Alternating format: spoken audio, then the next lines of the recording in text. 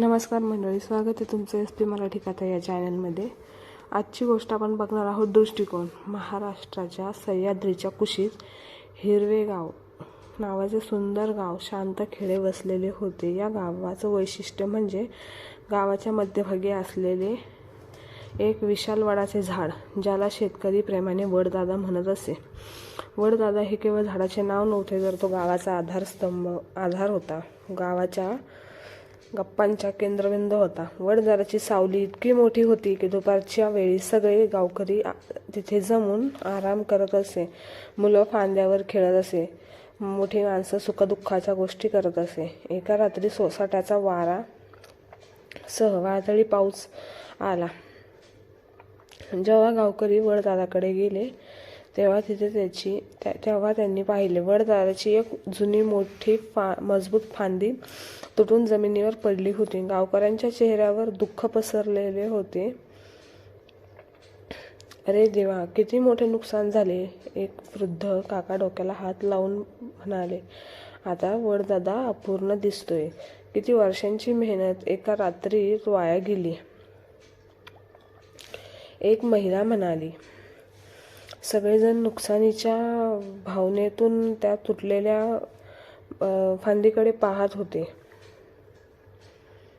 पण त्याच गर्दीतून अनुष्का नावाची 10 वर्षाची मुलगी होती। तिने तुटलेल्या फांदीकडे पाहिले आणि तिच्या चेहऱ्यावर फक्त एक निरागस आनंद पसरला।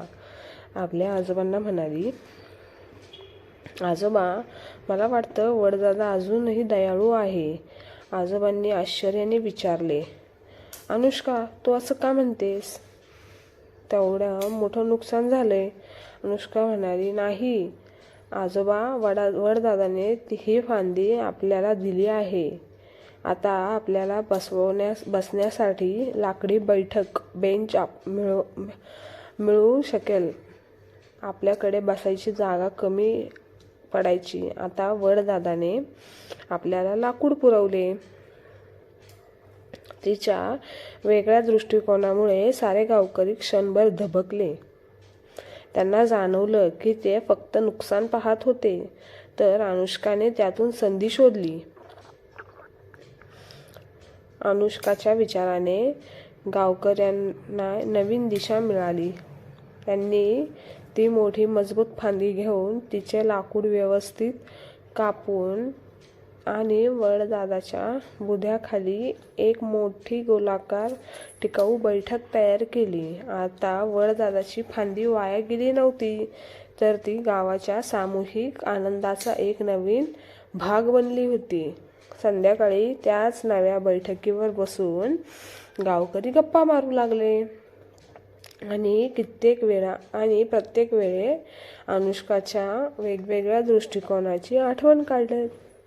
तात्पर्य, आयुष्यात एखादी गोष्ट तुटल्यावर ती केवळ नुकसान असते की नवी संधी, हे आपल्या दृष्टिकोनावर अवलंबून असते। आपला दृष्टिकोन बदलला की नुकसानीतही फायदा बदलू शकतो। धन्यवाद। कथा आवडली असेल तर चॅनलला लाईक, शेअर, सबस्क्राईब नक्की करा। तुमच्या सपोर्टची खूप गरज आहे।